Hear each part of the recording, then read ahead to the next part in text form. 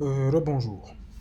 Donc nous avons vu jusque-là comment créer un simple producer, comment créer un simple consumer.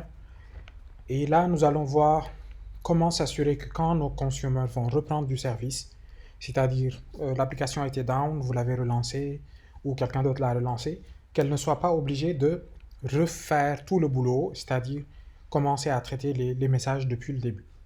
Donc pour cela, nous allons lancer à la fois notre consumer et notre producer. Donc le producer, c'est ce que nous avons vu dans une vidéo précédente. Et là, on a tout simplement retiré la limite, la condition d'arrêt de la boucle pour avoir une boucle infinie. Donc là, je lance mon producer et il va continuer à tourner. Et là, dans mon consumer, j'ai absolument rien fait, il n'y a pas de changement. Donc là, nous allons tout simplement relancer notre consumer et voir les deux qui tournent. Notre producer d'un côté et le consumer de l'autre. Nous allons arrêter notre consumer de temps en temps, le relancer pour voir s'il continue de prendre ou pas. Donc là, on voit que oui, il est en train de reprendre donc tout l'historique et aussi les nouvelles choses. Donc si on l'arrête et on le relance, il va encore refaire la même chose. Il va reprendre l'historique depuis le début et le traiter. Et ça fera que si jamais notre application n'est pas idempotent, ouais, on aura des problèmes. C'est-à-dire, si jamais je reçois 2 fois le même message, est-ce que le traiter plusieurs fois, ça a le même effet ou pas? Donc là, pour régler ce problème, il y a différentes options. La première, c'est savoir à quel offset on s'était arrêté. Parce que dans l'historique d'un topic, chaque message arrive à un index. Cet index, on va l'appeler un offset. Donc moi, je peux dire que dès que je lance mon reader, je peux dire set offset et lui dire, ben, tu te mets à la position 100.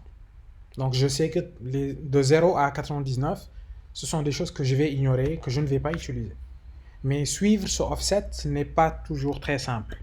C'est souvent très compliqué parce que quand votre système s'arrête de manière graceful, oui, là, vous avez le temps de savoir, ok, je me suis arrêté à tel offset, je le stocke en base dans un fichier, je le stocke quelque part, et au redémarrage, je récupère cette valeur et je la réutilise. Le plus simple, c'est d'avoir un group ID. Et on va voir à quoi sert ce group ID. Je vais juste dire que c'est GoScreencast.io. Non, ID, le D majuscule aussi. Hop. Ok, là, c'est bon.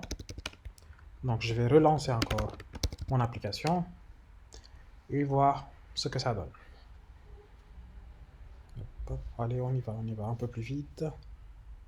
Donc, à droite, notre consumer, lui, continue de publier. Et là, nous, on est à gauche. On s'est arrêté à l'offset 76. On arrête notre application et on la relance. Et on voit, est-ce qu'elle va reprendre de 0 ou est-ce qu'elle va reprendre à partir de 76 ou 77.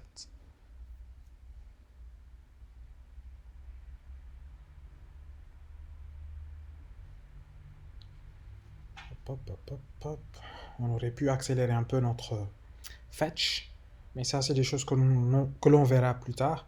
Comment produire vite, comment consommer vite, et comment ne pas avoir à attendre toutes ces, disons, aussi longtemps pour pouvoir traiter les données qui viennent de Kafka. Donc là, si on voit bien, on s'était arrêté à 76 et quand on a relancé notre application, elle a repris à partir de 77 et c'est le comportement souhaité. Ce comportement est réalisable parce que là, nous avons défini un groupe, ce qui permet à Kafka de dire que notre consumer se trouve dans une liste de consumer group et Kafka va commencer à suivre les évolutions ou bien la consommation de cette liste. Dans cette liste, je peux avoir 4 applications qui tournent, qui ont le même groupe ID. Donc il va s'assurer qu'à chaque fois qu'un message arrive, qu'une seule de ces applications va le consommer. Donc s'il y a 4 messages, chacune ou chaque instance de cette application aura peut-être une seule copie du message ou un seul message différent. Donc, l'appartenance à un groupe fait que Kafka peut maintenant suivre l'offset auquel vous vous êtes arrêté. Pour régler le problème que nous avions, ne pas devoir lire depuis le début à chaque fois, nous avions l'option reader set offset. Et là, on va manuellement dire où est-ce qu'on s'était arrêté et à partir de quel offset on veut reprendre. Ou le plus simple, appartenir à un groupe. L'appartenance à un groupe fait que Kafka peut maintenant suivre le offset auquel on s'était arrêté. Pourquoi?